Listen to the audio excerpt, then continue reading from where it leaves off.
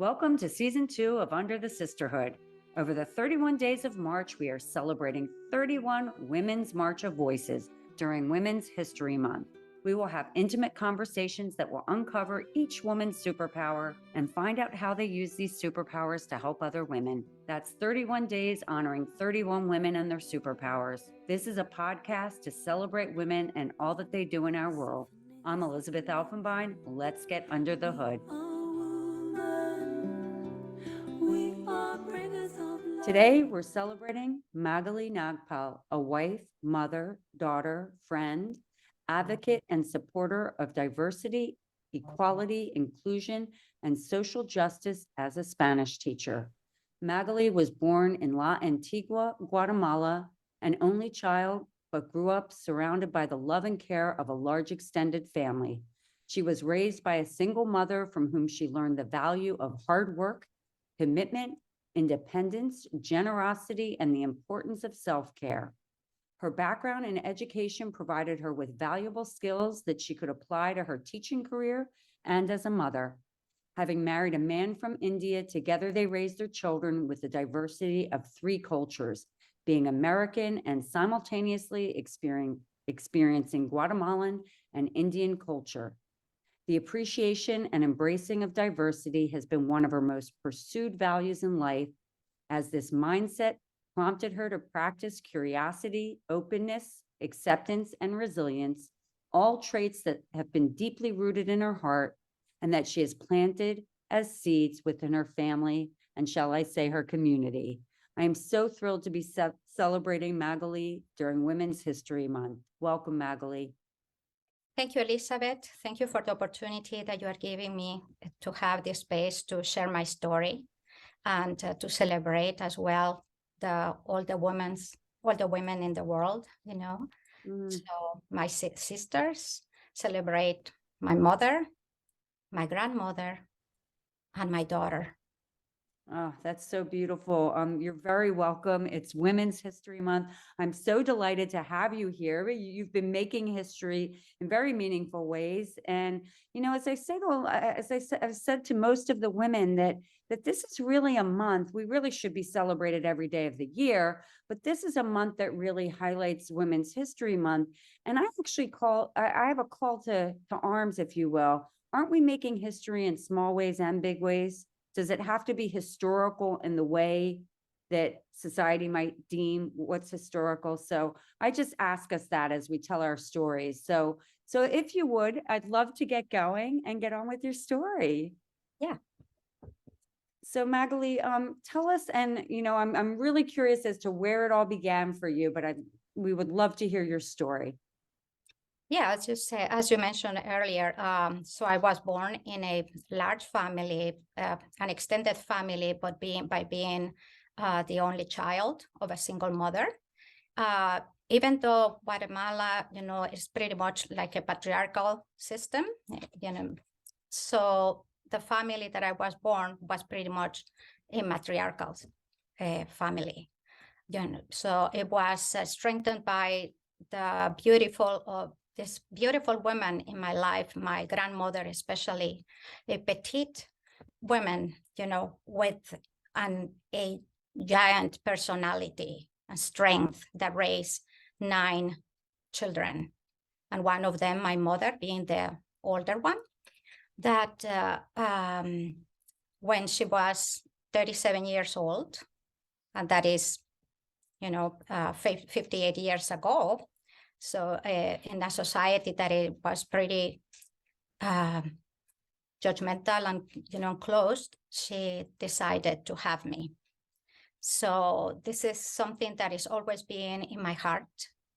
I highly admire my mom back in the 60s in a small town where everybody knows everyone, and she having the courage of having me. So that's something that I am deeply grateful, you know, for making the choice. And so, as I said, I had all these role models that offer strength, more, you know, hard work. They've always been independent, And at the same time, they have been so generous and always looking at how to help their other sisters. That was something that has been planted in my life. Well, that's really beautiful. And I can relate to that, having aunties like that, who you feel that embrace with whatever you're doing. So that's just wonderful to hear. Mhm. Yeah, and at the same time, I was able to see my uncles, and the way that my grandmother raised them, and that all those values passed on to me, where they were pretty active into helping at home, so which was in some way unusual at that time. So so I had all those different experiences. In my reality. So I have been a daughter. I don't have siblings, but I have all those sisters on my heart, which are the people that the women that I grew up, that I still have my friends from kindergarten. And every time I go back to Guatemala, we meet. That's And beautiful. we share our experiences and our lives. So that is something that has really impacted me. And I am blessed to still having them and being part of my life. At the same time, but as I could say, my teachers, the women, and all the women that have been helping me create this tapestry. In Guatemala is well known for the weaving women, the weavers. Yep. And I always have the picture in mind, a woman weaving those beautiful tapestries with all the experiences that they have by being daughters, by being sisters, mothers, and creating something beautiful, something new with their lives. And it doesn't have to be something that is very big, publicly recognized, but making a difference in their small spaces, like finding, I love the Mother Teresa quote that it says, you need to find your own Calcutta. You don't have to go to India, but you have to find your own Calcutta. And I think most of the women that I know that I highly admire, they have their very own place. And they flourish in the place that they have been planted, doing their very best to contribute and to help the other women around them. That's just so beautiful. I just love hearing that. It's like you had built-in sisterhood your entire life, this support system. And then when you look at it and when you think of your community and these tapestries, I love the tapestries as both a real tangible thing, but also as a metaphor for the many layers of life and the things we create that express what our life is, right? And so did you get into developing any tapestries? How did you contribute, as you experience that and you use that as something you think about the waving, women, like how did that come about in your life? How did that come to mean something so special for you? Well, it's just, unfortunately, I never learned to weave. It's something that wasn't part of my education, which something that I really think should be part of every Guatemalan child experience. It's not built into the educational system, but I had the experience, and I always have the love for the art and folk art. So, and I have tried different types of things, just experiencing, like pottery is something that I love to do. And my pots and being part of the group of potters, is something that brings me so much joy, and I establish connections. So doing that kind of art, those kind of handwork, Tactical. yeah, everything tactical, I think grounds me and at the same time connects me with other people. Mm. So giving me also the experience of expressing myself through it, and at the same time the space for calming down, and relaxing me in a meditative way, which I really love to do, the aspect, the spiritual aspect of the women that I have met. I've been blessed by having groups of women of multi-age, multi-generational. I love that. Yeah. Groups. So I think that is one of the most enriching experiences in my life. And I have them here I started doing that here in the United States, which was something that probably it was part of my community because I grew up surrounded by adults and people of different ages, women of different ages. But it was something very common, the neighbor coming back and talk to me, knocking at the door, and it was the auntie so it was very common. But when I moved to the United States, so I missed that. There was a place that I felt kind of lonely because there was nobody really coming and knocking at my door and inviting themselves, to my place and me welcoming them to be here, to be there. So I started looking for different ways to find that.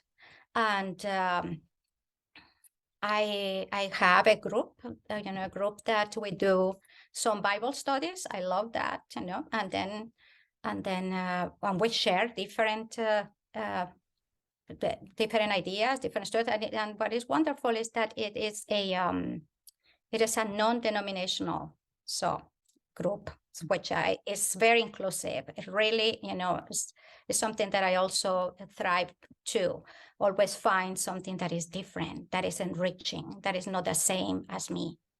That's And so establishing that relationship with those women, it has enriching my life a lot. Learning from the older ones that are maybe 70, 80 in the 80s, and then at the same time being also part of the same group with women that are in their 20s and in their 30s. And that exchange that is giving, the learning experience, the contributions that we all share, not just in the meetings with the topic that we decide to have, but also in our own lives. So it's a constant exchange of friendship and learning and support. At the same time, I have another group of women that I meet with, and that is my Spanish group, where there are women from Latin America and Spain, different backgrounds also, which I really enjoy learning about their experiences growing up and finding the commonalities, and at the same time that join us in being part of being Latinas, So I think this has been one of the gifts that life has given me. Plus, now is during my life's journey, becoming a mother. I had the experience of being a mother with a daughter, which is, establishes a very special relationship. She and my son had made me the adult that I am now. But I think, especially her, she has made a big contribution in making me the woman that I am now. So I really have much gratitude to my daughter, as well as my mother. It's wonderful. That's just, I love it. I love just the framing of your life around sisterhood, these women, the connectedness and the meaningfulness and the richness. And I love going back to thinking of those tapestries, back to thinking of them as a metaphor. Your life has been this tapestry of sisterhood, intergenerational sisterhood, sisterhood in your community in the United States, sisterhood with your intergenerational community within your family back in Guatemala. I would love to go back a little because this is a beautiful thing. You're an only child. You have this wonderful embracing family and all these aunties around and a strong mother and grandmother. You go off to school and you end up, talk about you leave the house to go to university. Like, what was your experience like? Because you were surrounded by so much love and support. But you pursued a lot of things in your life before coming to the United States. So share a bit of that backdrop, if you would. So I graduated in Guatemala, you can graduate in high school with a degree, like a technical degree, I would say, as a teacher, which I was always, my heart was called for that. I love to interact with children. I went, when choosing my career, so then I decided to go into psychology, child development, and then I became a counselor, educational counselor in Guatemala. The experience being, I went to the public university. So it was, in a way, one of the best experiences, because being so sheltered and then being in that large place and being in the capital, because I was brought up in a small town, even though it's 45 minutes away from the capital, still that makes a big difference to live in a big city than in a small town. So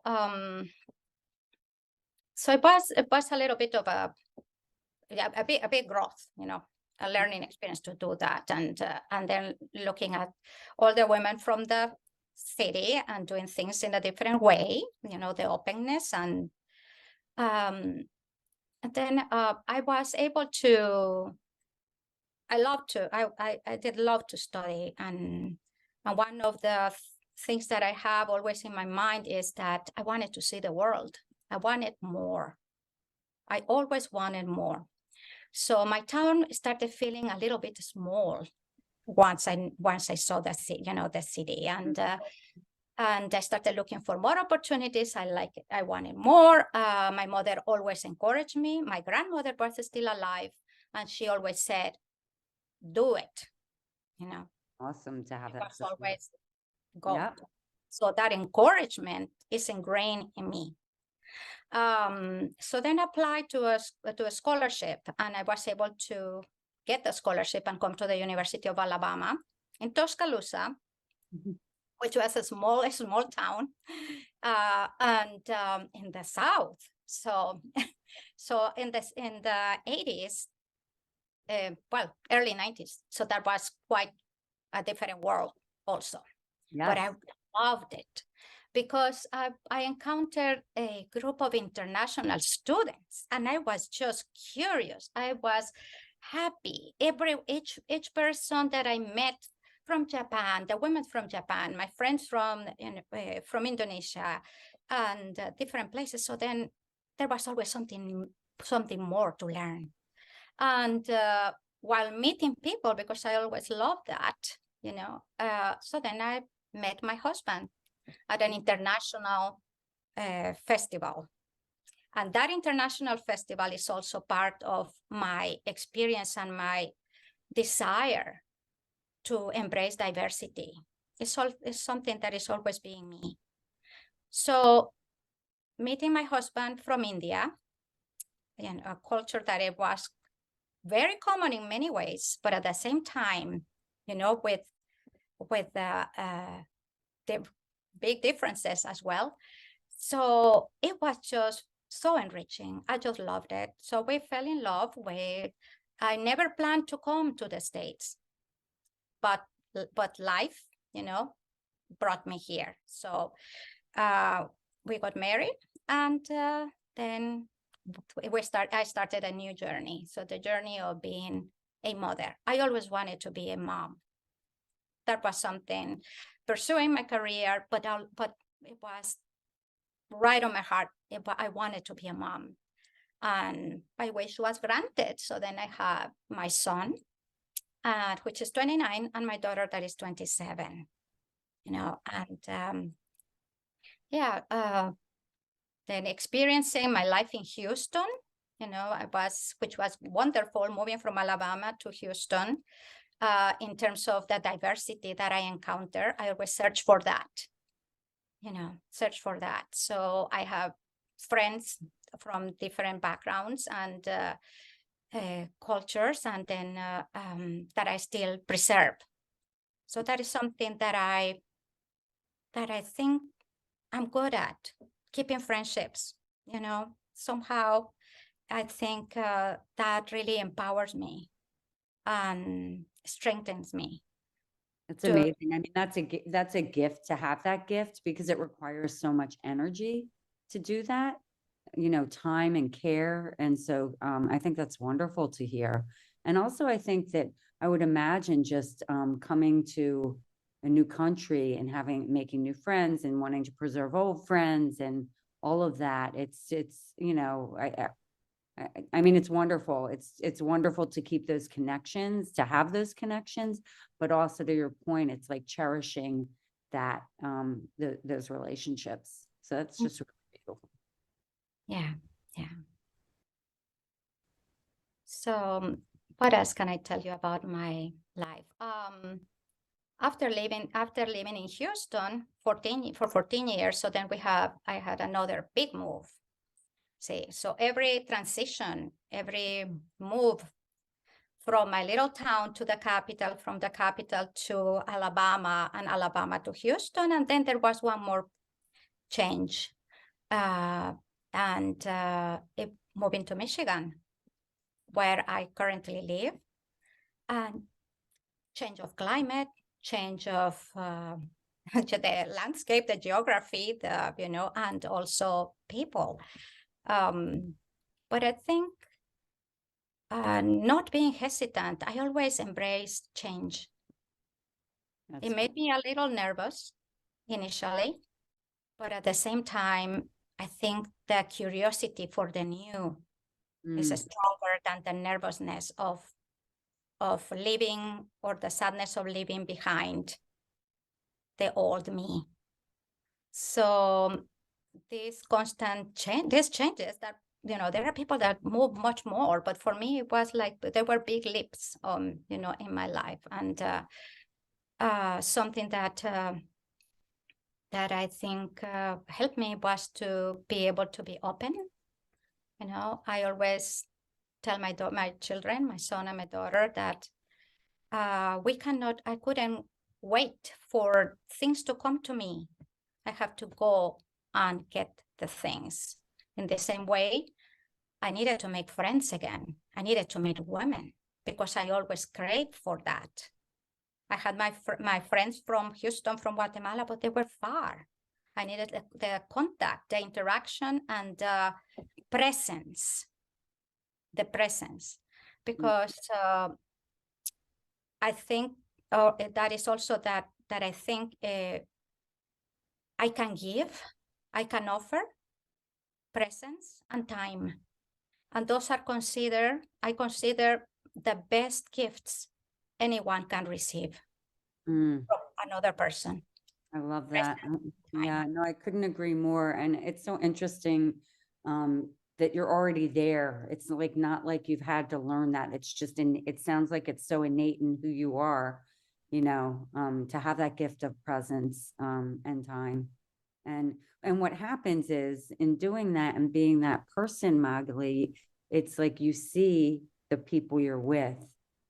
When you're present, you see them for who they are. You acknowledge them, you hear them, you're listening generously, and there's nothing, I think, more, it's such a beautiful characteristic or quality, in a human. So Yes, and I think that's something that I've been provided with, and in a way, by the way that I was brought up Mm, and mhm, the women that I was blessed to encounter, mhm. which there are not many, you know. It's I can have three, one is enough. So it's not about quantity, but the quality. And at the same time, having then, enriching my life with these other women that we exchange experiences and might be not as deep connections, but we still share. That's an Yeah. interesting way of looking at it, because it's nice to share, but it's interesting, the quality, the going deeper. I tend to be that type of person going, I like to go deep. It's really hard for me um, to share light stuff. I'm not that person, so I can relate to that. But I think it's also wonderful to be around women who you can just share with, and it doesn't necessarily have to go as deep. So, so it's good to know that, to be like really aware of that. And then you choose how you want to show up in whatever situation, or you understand what the other person's about, that you can go deep with this person, but this person, you're going to have just a fun time. You might skim the surface. And I don't mean that in a disrespectful way. We have all different types of relationships in our life that have meaning. And, Mhm. and so, yeah, so no, that's wonderful though, to be so aware of that. Yeah. And so I stayed after moving to Ann Arbor, to Michigan. So as I said, I started looking for different ways to connect. And I was able to meet a person that also led me into my journey of becoming a Spanish teacher, which was something different from what my background was in a way. But at the same time, the constant of wanting to be a teacher, see, that's something that I really enjoyed. And after I've been working as a Spanish teacher for 17 years now, Wow. in high school and in a middle school, and slowly expanding. I have a tutoring service, personal, that I do, and now, I have expanded it to adults, which I really, really enjoy, working with. So life has been very good to me, having being married already for 32 years, and being able to have my dream of becoming a mom, having the experience of being a mother, and trying to make a difference in small ways with the people in the place that I am, at school with my students, encouraging them always and giving them their space, their space for them to be themselves as well. That's lovely. So And question about that, though. I'm a little curious because I know that when we talked before, I was really intrigued, and also with your introduction about talking about the diversity, inclusion, and equality and culture. You talked a lot about the cultural aspect of bringing, your Spanish into the classroom. I think that's a really interesting way of looking at it. You're not just teaching the language, you're bringing the experience to bear for, say, Guatemala or any other of the Latin countries. Talk a little bit about that, because I found that very intriguing. yeah, and I'm still becoming a teacher. I think that is something that is not, is something that we that continue learning, and I'm in a constant transformation with this. So I am part of a Waldorf education, and that has given me the freedom. I have become a teacher by being in a Waldorf school. Has given me the freedom to create, the freedom to diversify a curriculum, has given me the opportunity to be a window, a small window where I can bring to my classroom and let, in a very humble way, I said, for my students to peer through what the diversity and the beauty of Latin America, in Guatemala, but also the diversity of our country, say our continent. It's really a wonderful experience to see them curious, to see them tasting the foods, to see them learning about, now that it is the March. So I also bring to the classroom all these wonderful women that make a difference in Latin America and that have made a difference in so many fields, and talking from being a mom in a small town, very little town, and talking about Frida Kahlo, I love her. She's brilliant. Oh. Yeah, talking about Frida Kahlo, the different artists, and so through their senses to appreciate the culture, through the music to appreciate the culture, that there is always something different. We have the richness of being people with not just the Spanish influence. We also get the Arab influence, through the Spanish, even in the language, and the African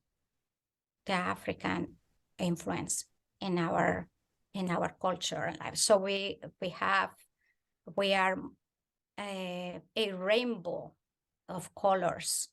I love that. That is so beautiful. I love that. A rainbow of colors and the influence. I love that's such an interesting way of describing that.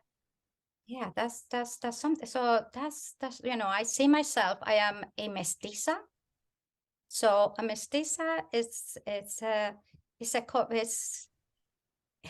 like a combination of having in my blood some African, some indigenous, and some, European, probably, but that's what makes Latin America. Yeah. So diversity is in me. It's in my blood. Diversity is in the family that I was able to create with my husband, that is from India. So my children are even much more diverse than what I am. And they have embraced their diversity as well by being, our goal has been with my husband to expose them as much as possible. And they have experienced the cultures by being in India, spending time with the family, and also in Guatemala, spending summers just being in Antigua and learning the language. So that's what I said. And for me, supporting diversity, believing in diversity, promoting diversity is very, very important. I think what's really interesting, Magaly, if I might say this, is it's like promoting it, believing it, and all of that is everything. But I think that it's just your life. This is your life. This has been your life experience. And so diversity is inherently built in you. We are looking at the outer world to say, hey, diversity is crucial. It is the fabric of the world. We need to celebrate it and embrace it. But as you tell your story from a young age, you've dealt with diversity from a culture perspective. You've dealt with diversity from intergenerational relationships perspective. You had diversity in every aspect of your life woven through. And so it's so interesting. Some of us have to talk about our belief in diversity. You've been living it, and it's not a belief, it's who you are. And so I think that that's something I want to point out, because I think that is very unique to you. and to your husband versus someone like me who I am like wholeheartedly, and I've always been into diversity, but I grew up in, America. I think it's my grandfather on my mother's side came over from Russia when he was a little boy in my great grandmother's belly. I found out this is a recent thing. So and my other grandparents were already in Minnesota from Germany. So I didn't really have that diversity experience from that perspective. So I've had to be taught the construct versus living it, if you know what I mean. Yeah. And I also think there's one other thing I want to say about that, which I think is interesting is, I grew up in a household where diversity, it was just inherent. It was baked into us, but as I said, we weren't ourselves diverse. It was just a mindset that embraced it from a very young age. So I think that's really interesting. Yeah. So as I said, it's being a Spanish teacher has brought me and giving me the privilege to share what the culture is, say, and constantly learning about all the different countries and exploring the different aspects of social, economical, political. Mm. We are currently talking about topics of my immigration with my senior students, and the challenges that the immigrants go through and deal with, and it's really wonderful. So to have this opportunity, and it's a school with young people, and seeing them every day, being curious, wanting more, asking questions, enjoying it. It's just so precious to me. Oh, that's wonderful. I mean, I can see, I can only imagine that your heart must just be so expansive every day when you're in the kids come in with their eyes lit up. So that's a wonderful feeling. And I'm sure you're like just bringing, I love the way you referred to the window that you bring them in, that they can peer through. It's just a wonderful lens into, and I think that's also the school you're in that gives you that creative freedom is pretty spectacular. So it's really probably helped you with your own self-expression in this way by giving you a blank canvas as a teacher. So that's awesome. So as we're finishing up your story, I don't know if there's anything else you want to say before we go on to the next question. No, I think I'm. Yeah, and good. No, it's wonderful. As I said, I love the reference of the tapestry because I think that it sounds like a wonderful journey and a beautiful story, and giving back to these children. I would imagine that you're just fantastic. So this brings on the next question, which is, what are your superpowers, Magaly? Well, I don't know if I would call them superpowers, but I would think, I would say what has empowered me more than being my superpowers is what has empowered me, and what I could share with my friends, with the other women, with the women that surround me. It's finding, I think number one is finding a special personal space to enrich my life, for taking care of myself, my body, my mind, and my spirit. So then I enjoy dancing. I dance a lot, and What kind of dance? That's wonderful. What kind of dance? Latin dances, the salsa, and so, and I do Zumba, so it's like almost like an exercise. So, but it's it's a Latin dance, and I love dancing. I enjoy pottery, so, and all the handwork, embroidery. I don't weave, but I do other textile type of work. So I think finding a space where I can do things that I enjoy, that enrich me and that allow me to grow. And at the same time, making connections, which is something that nourishes me. That's a wonderful very superpower, actually, making connections. I mean, that's, it's so important from a human perspective to connect.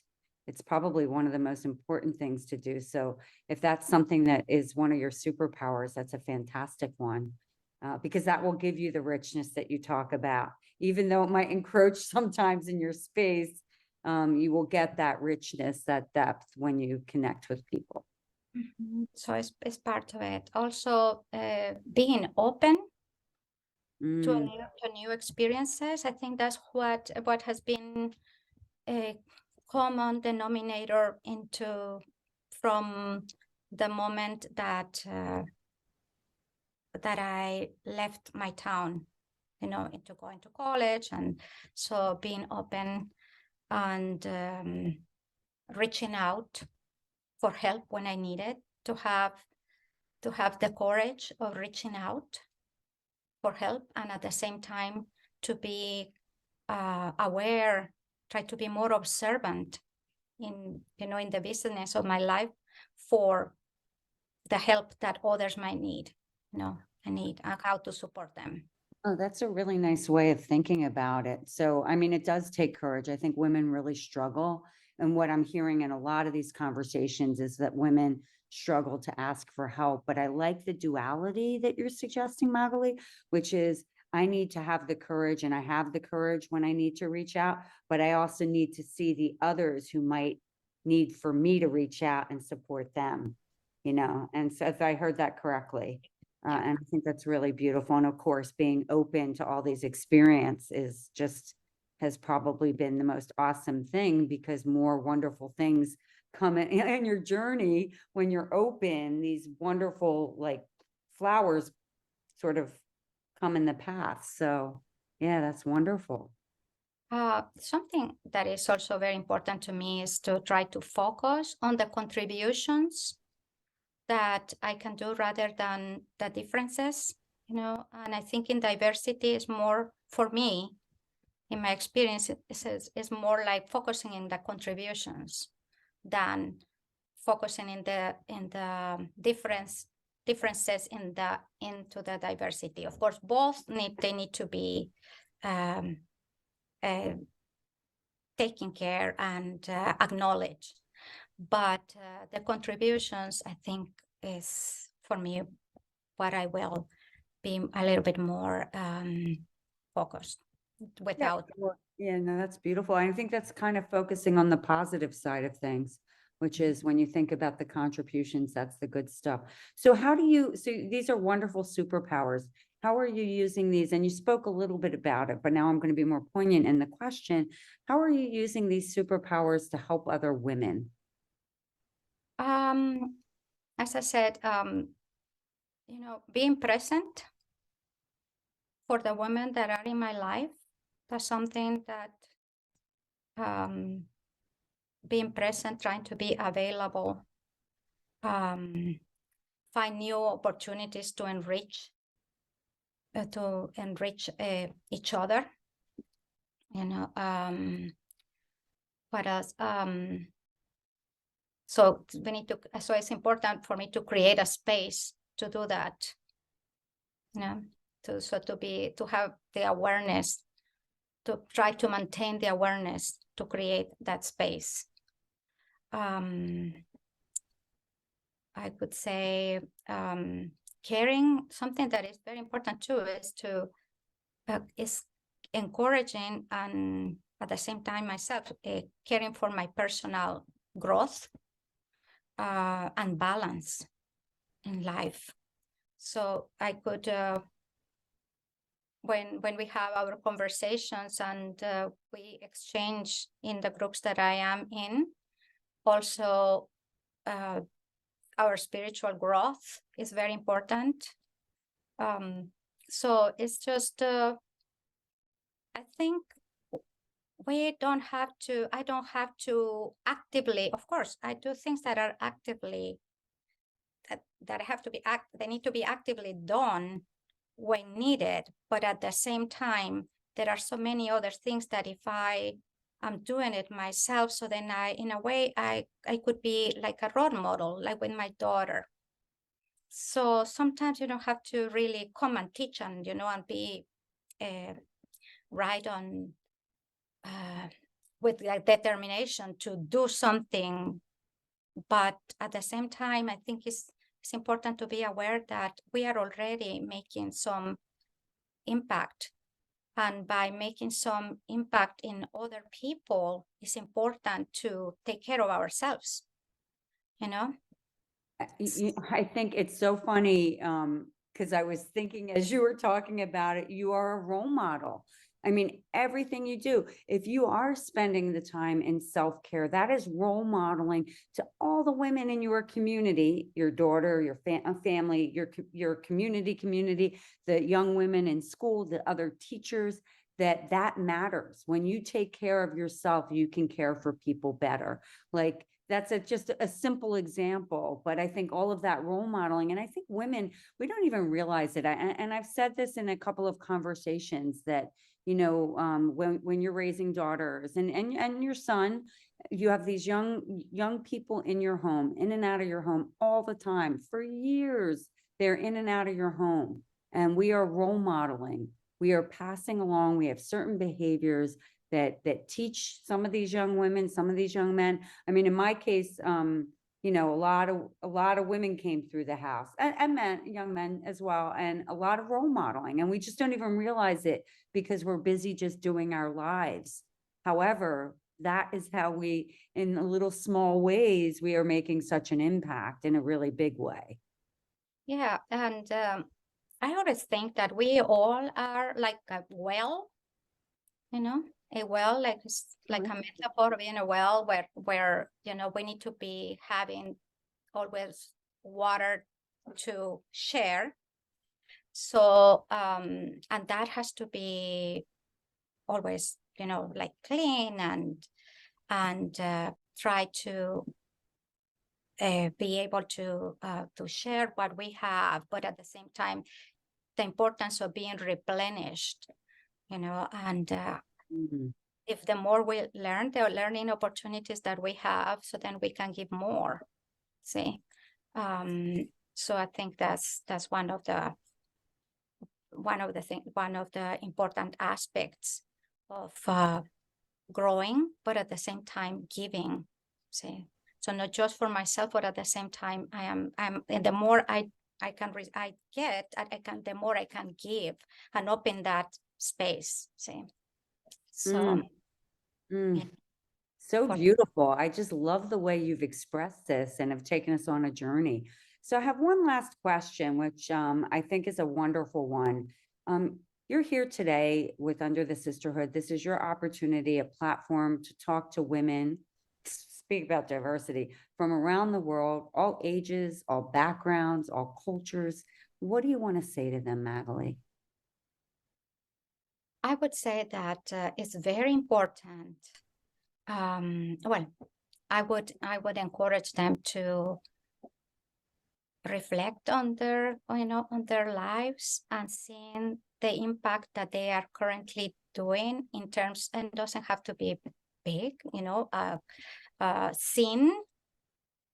It doesn't have to be seen, but just to appreciate what we, as women, what we are, the roles that we do. There is a beautiful sculpture in Paris, in one of the museums, and I don't remember, but it represents, there are 4 women holding the heavens. So those women are holding, it's just always I keep that image in my mind, that we are already holding so much in our own environments, see, in our own places of living, in our families, in our works, the communities that we belong to. And just by recognizing, and sometimes I do it myself too. I always try to see something that is bigger out there, but being what we really hold inside as vessels, so it's very, very important. So that's what I could say. That is wonderful. I don't want this conversation to end. You are amazing, so inspiring, told a beautiful story, the story of your life and your superpowers and how you use these superpowers to help other women. But I think this message to leave women with is just it's so beautiful and so important. And thank you, Magaly. Thank you so much. I'm so grateful to have had this time with you and to be celebrating you during Women's History Month, because you're making history every day. Thank you, Elizabeth, for the time that you have allowed me to be here and share my story. I really appreciate it. Thanks for listening to Under the Sisterhood. If you haven't already, please give us a quick rating and review on Apple or Spotify. And make sure to follow us on Instagram, Facebook, and LinkedIn so you can hear from more amazing women. This podcast is created and hosted by Under the Sisterhood LLC and Elizabeth Elfenbein, produced by Elizabeth Elfenbein and Zach Slaff, and edited by Zach Slaff. The music is by Ayla Schaefer, her song, Rose.